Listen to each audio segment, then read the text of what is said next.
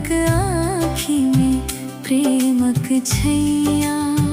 राखी के दिन आय रे भैया, बहिनक आँखी में प्रेमक छैया। कलाई पर बांधब स्नेहक डोर, जुग जुग जिया भैया, रहू खुश हर ओर।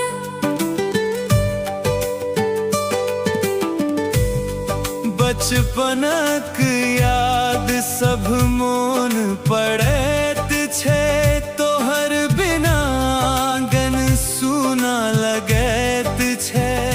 दूर रहू ताकि दिल छी पास, भैया हमर तू छी विश्वास। राखी के